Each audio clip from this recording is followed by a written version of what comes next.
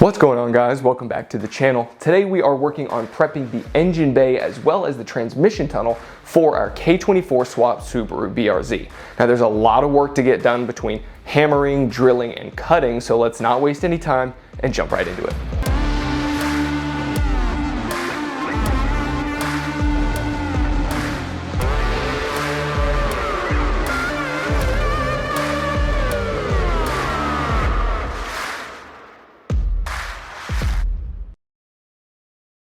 So the very first thing that you're going to want to do, obviously once you've got the engine out and all the rest of that stuff's disconnected, is the bracket that holds in your stock strut tower braces that go from the coilover towers on both left and right side normally run back to this bracket that is right back here. And I've got all this stuff kind of tucked up out of the way since I've been working underneath the transmission tunnel. But I have actually already removed this, and I'll go into a little bit of detail about how to remove spot welds as we kind of continue forward here.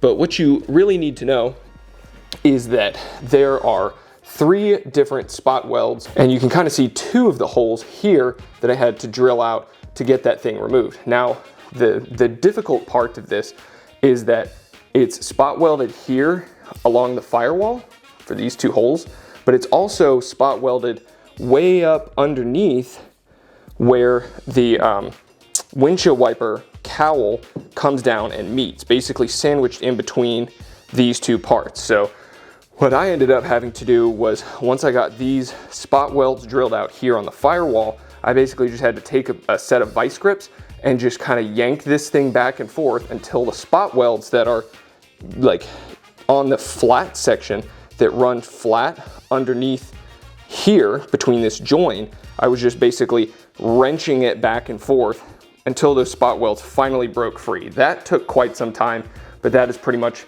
the first step. All right, so now comes arguably the single most difficult part of this entire job, and that is removing the stock transmission bracket from the underside of the transmission tunnel. Now, the reason this is so difficult is that 1, obviously, you've got to be all the way up underneath the car, and 2, there's probably 40 different spot welds that you have to drill out. And this is not an easy job, and there's, you know, a bunch of different ways that you can go about removing it. I've already kind of made some progress on it, so I'll show you guys where I'm at.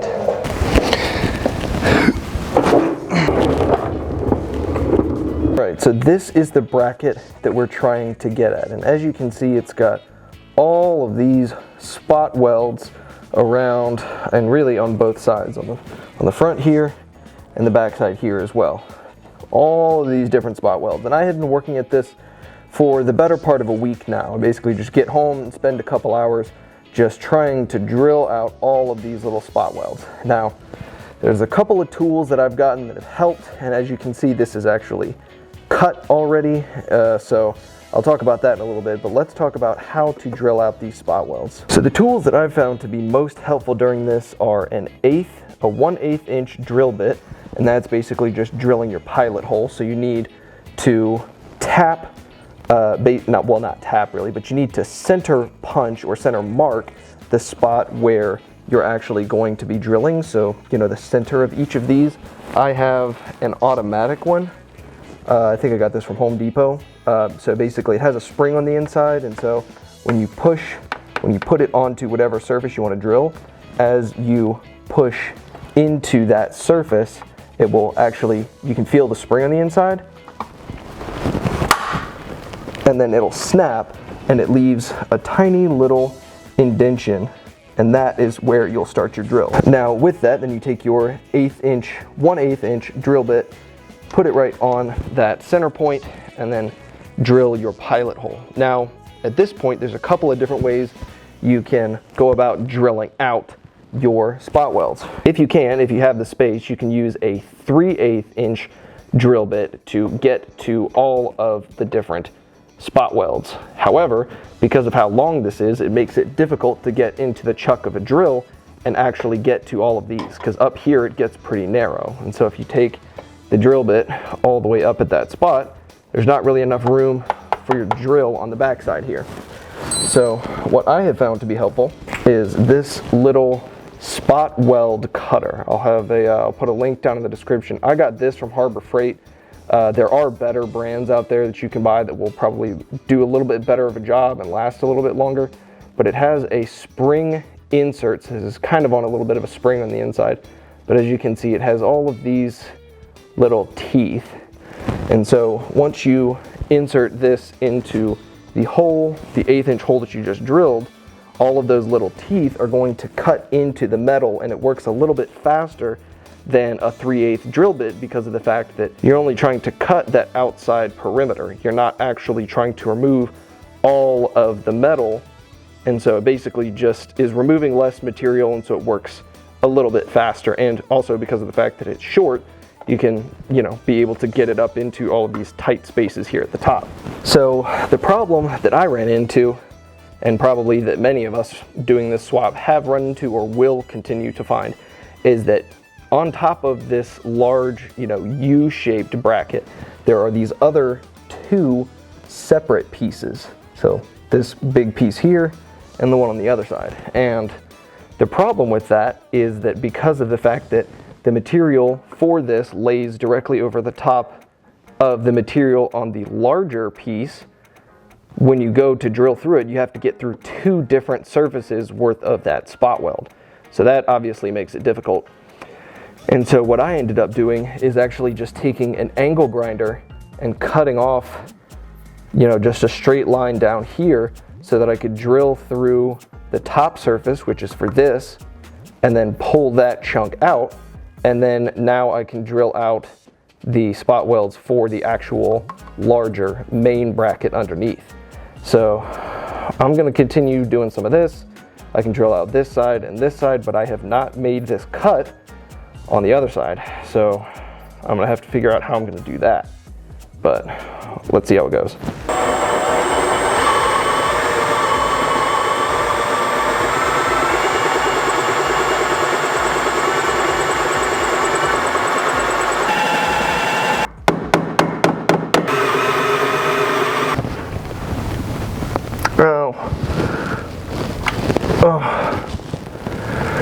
This hurts. This sucks. This is absolutely the worst part of this whole swap, is removing this bracket. Your elbows are gonna hurt, your shoulders are gonna hurt, your wrists are gonna hurt. I don't know if there's a better way to do this. I mean, you could potentially just take, get this thing off, like through one form or another, like cut this out a little bit wider, like start here and cut all the way up to the top that way, and then come through with your angle grinder and cut this whole bracket off from the top all the way around down this way. That's one way to do it. And then either leave all of this stuff in here and just not even worry about drilling it, and just, leave it flat, and it's probably not gonna make too much difference. This sucks. Trying to hold an angle grinder here while you're getting sparks to the face, even if you have like a face shield, which I do somewhere around here. I used it while I was cutting this, but use that angle grinder to replicate this cut that I did on this side and on this side. Like doing those cuts, this one and this one, is simply for the ability to remove this piece and that piece so that I can get a drill to get to the center spot weld, which is under here. That's all of that effort, is just to get to one of those spot welds inside of this.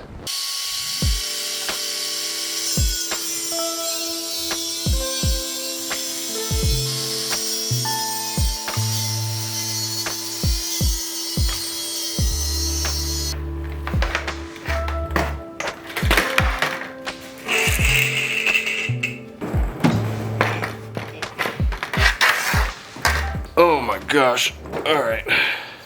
It's time for a break, but I'm gonna show you guys what we're working with here. So what I just did, I know you guys can't see this very well because it's not very well lit, but you can see the cut that I just made all along this side and all along that side. So now this whole portion of the bracket here should pretty much come off now that this has been cut all the way up and down. Again, way too dark. I'll see if I can brighten this up in editing, but this whole piece you can kind of see is relatively loose, so I should more or less be able to just grab that with some vice grips, yank it out of there. And then I'll have to drill out the holes on this side, and I'd already done the holes on that side. Obviously that's the front of the car. I have my head to the back of the car, so this is opposite from how we were looking at it earlier. But so I'll drill these out, get this portion of the bracket pulled off. I'll try and drill the 2 holes on the bottom, the 2 holes on the top, pull out this upper bracket, drill the piece in the middle, and then hopefully this bracket should just fall right out. Oh god, I'm so tired from holding that angle grinder over my head. Is where we're at. Oh, I got tools all behind me. So once I hit, oh god, my arms are so tired and sore. Holy. All right, so once I got these cut all the way down on both sides, I basically just took a big, oh, I don't know where it is, but similarly took a big flathead, wedged it up underneath, and started to kind of pry it out this way.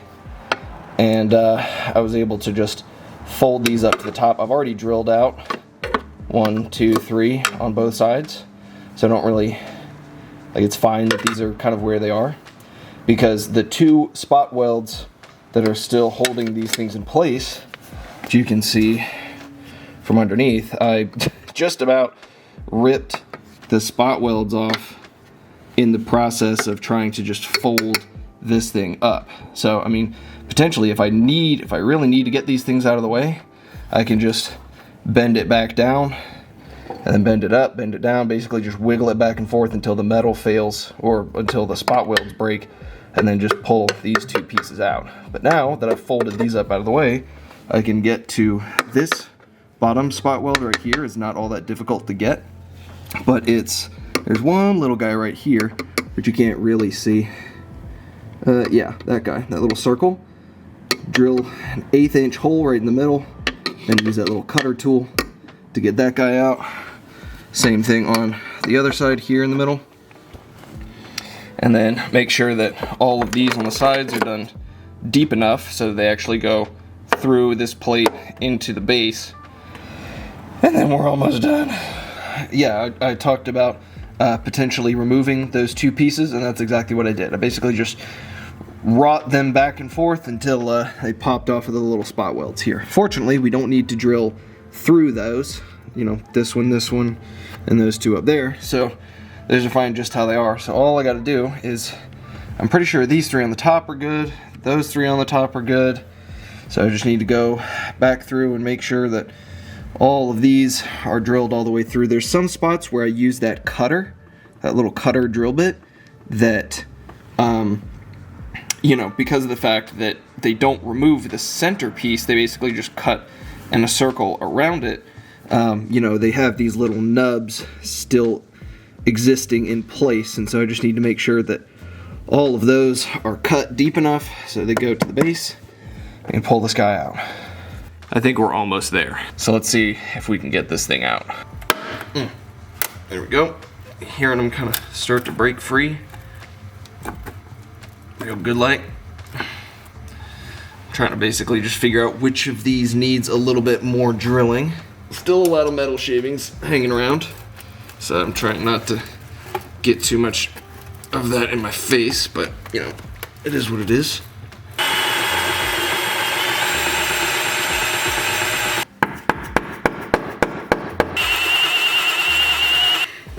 Basically just trying to fold this piece up towards the top. Come on, work with me now. I'll get back to it in a second. My arms are killing me. I've been doing this for over a week. Thumb muscles, this guy right here, from like basically grabbing the chuck, not the chuck, but like the backside of the drill and just pulling straight in as I'm like drilling all these holes, my shoulders, my elbows. I'm so dead.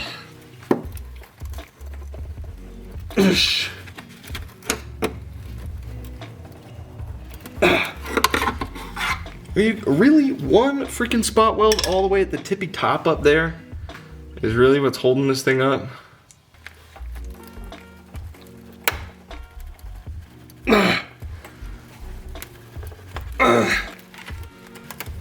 Push it back. Oh yeah. Pull forward. Push it back.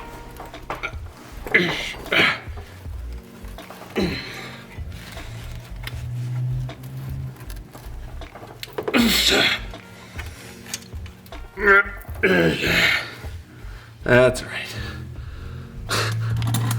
This little guy right up here.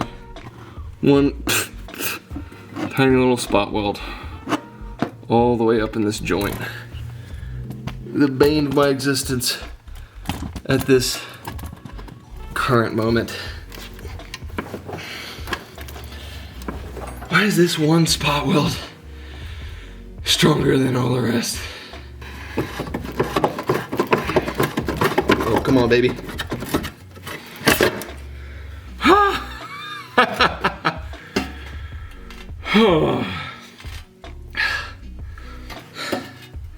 What is that? Cumulative 20 hours or so between grinding, cutting, hammering, drilling, more drilling, more drilling.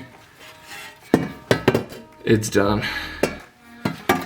It's time for a break. Everything hurts. I give up. I don't want any of this to rust, so I'm gonna come back with some black spray paint later. Not right this second. I'm really not too concerned about all these little nubs being here from the cutter tool that I used. But if I get real concerned about it, I might come through with like a flat disc on my angle grinder and just try and smooth out a lot of this. Break time. All right, so with that transmission bracket removed, finally, the last thing that I'm gonna need to do is to flatten out the surface of this and this. Now what these are the locations for the new Subaru Impreza engine mounts. And they look like this, and so basically this bottom hole will be going through this slot here on the subframe, and then these top two will actually bolt to the engine mounts on the engine. Now, the reason that these little tabs need to be flattened out is because of the fact that the position of this engine for this swap is intended to have these mounts as far to the driver's side as possible. And so if you only go to where those little tabs are raised up, you can't get as far over as you need to, because really it can go that far. So instead of here to where that tab is, it can get all the way this far. So we're just basically gonna take a hammer to these, and that should be it. Now, the swap kit does say that this metal protector, or really cover for your fuel lines, would need to be slightly adjusted, but mine can't really go any further back, because I think what they intended to do is to try and move this closer, or back closer to the firewall. So you're basically just trying to get this pushed back and out of the way to help for clearance with the engine and everything else. But my fuel lines are right up against the back of this guy, so unless I want to bend the fuel rails back, which I don't really want to do, I'm just going to be leaving that there, and we'll see how it turns out whenever I go to mount the engine. Oof, this is going to be loud.